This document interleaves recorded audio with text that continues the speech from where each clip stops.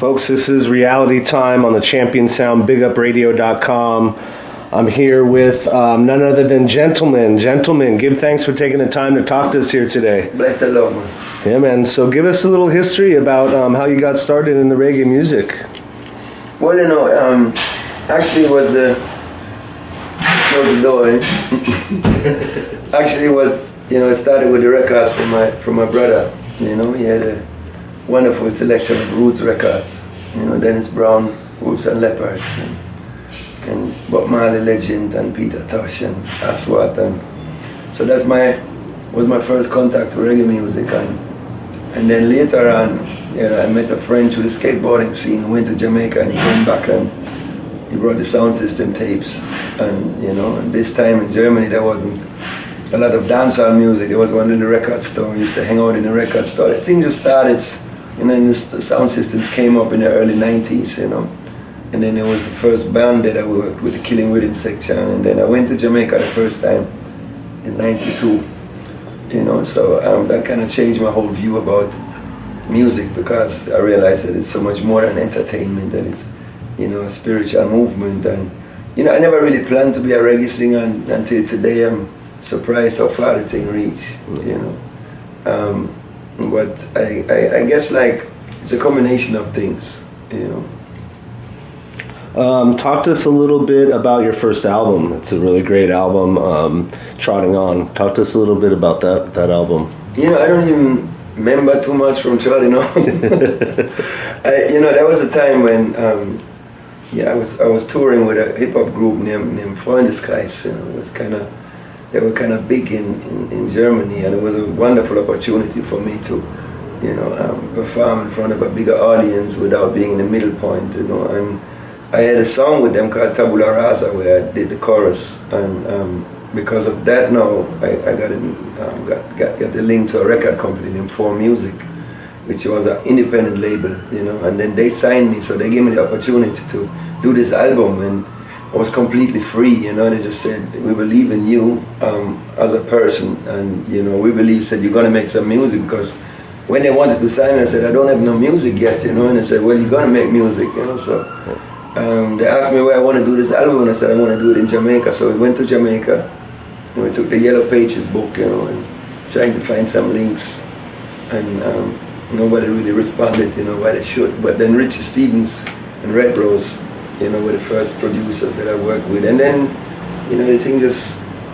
came together, and then I met Bounty Killer, and I met, later on Sizzla and Capleton and Junior Kelly and Hmong Heritage, and I just felt comfortable in Jamaica. I just felt like it's a place where, you're in the here and now, it's a, a real reflection, you really have to be in the moment. You need to be really aware and really awake, and really alive to, manifest things. So from there now, it went on and on and on, and it's been 20 years now. Yeah. I'm going to talk a little bit about a couple more of your songs. Dem Gone. Talk to us a little bit about what's behind that song. It's a very popular song. A lot of people want to know about that song in particular. Well, sometimes you put the song together and you feel this magic, in the moment when you create the song. And it was Bobby Digital and Daddy Rings and me, and we were sitting together and we heard the rhythm, and the line came up, and it was clear where we were going. And it's about it's about that, some people lost their ground, they're in the skylark, they're not really dead, and it's about, you can change your perspective and it still makes sense, from that perspective and from the other angle too. It's about that you really need to be in tune with yourself, and you need to appreciate what we have. Every day you get up and you wish to have a meal, you get a cut and you wish to have it healed. It's something that really brings a lot to the point.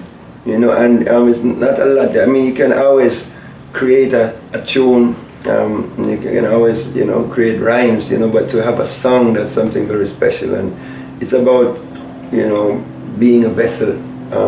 Because creativity to me, to to a high level is not a permanent state, you know. So if you have certain moments now, you really need to acknowledge these moments. And that was definitely a moment when all of the people in the room realized that something special is happening right here, right now, you know, and the special vibe, the special spirit, you know, was manifested in the song. And, you know, it's hard to explain what did happen there, but sometimes it happened. Yeah. The other song I wanted to ask about was Intoxication, another very popular song of yours. Tell us a little bit about that song. Well, it's Intoxication is a love song, you know. It's this feeling what we all know, otherwise, you know, we couldn't live, and it's the stuff we are made of. It was dedicated to my Empress, you know, and it was the first time actually working with Kurious together. Mm-hmm. And Kurious is a wonderful producer, and you know, he just squeezed the best out of me.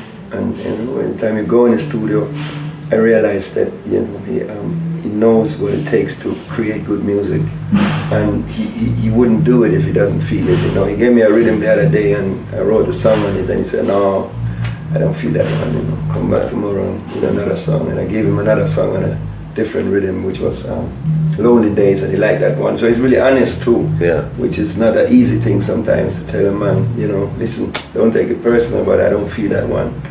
And that's why I respect him a lot, because he's very honest without hurting your feelings. He's a very straight guy, he's very creative, he's, you know, it was just a blessing working with him. And from Intoxication, we knew that there's a certain chemistry which will lead us to another level, you know, and from that day we kept working on together.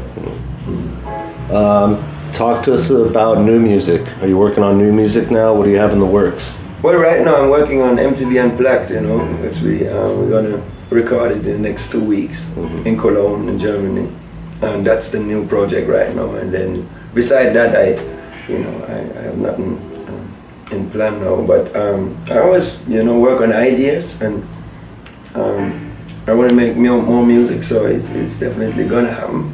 But right now we're touring, and there's a lot of festivals around the world, and then after this, now we're gonna record this MTV Unplugged thing, which is gonna be released in November. And then, you know, I don't know, but music is a wonderful way to be in tune with myself. So I will always do music. Yeah, man. So you're out here in Cali. I know you just did Reggae in the River. A lot of festivals going on. There's also a lot of festivals in Germany. How do you see? How do you compare the two? How do you feel about doing shows out here and then coming? Going back to Germany? There's a lot of similarities. I mean, at the same time, there's a lot of differences. You know, as far as, you know, it's a different mentality. But in New York, it's a different vibe than in California too. You know, and Paris is different than London. You know, but at the same time, it depends from the perspective. It depends on the perspective you see it through. But you know, there's a certain moment when the music hits the people, and you know, there's this universal language. Because if there's a universal language, then it's definitely reggae music. You know, so then there is no more difference. But you know, it's the reaction of the people. You know, some people, they really enjoy the show to the fullest, and they're not so, you know, outgoing. They're not so, you know, so loud. They're not so, they don't show the passion, but at the same time they really have it.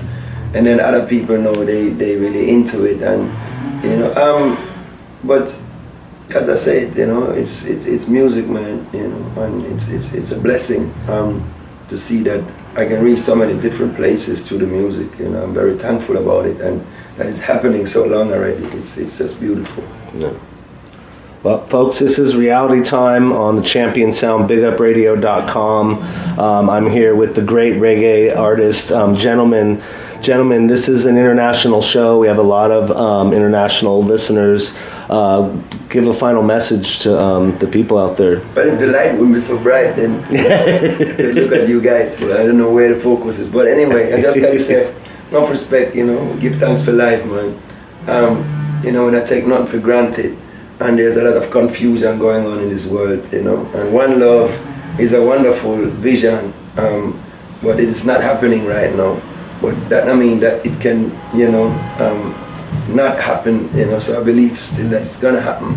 You know, we still believe, you know, they can't call we idealistic, because you know music is very powerful, and we should never underestimate powers of music. You know, every revolution have a soundtrack, and there's a revolutionary dynamics all over the globe right now, and I believe that there's a new generation coming up where you can't fool them no more, and it's something is really happening right now, and we need to be patient. At the same time, we need to be rebellious. We need to go out in the streets and be there and leave something for the children, because we can't resign, we cannot give up, but there's a lot of mess going on right now, and that's why music is so very important. So big up our supporters of music, big up all of the artists them who try create a better tomorrow, big up our clean heart humans, and enough respect in every aspect. Boom.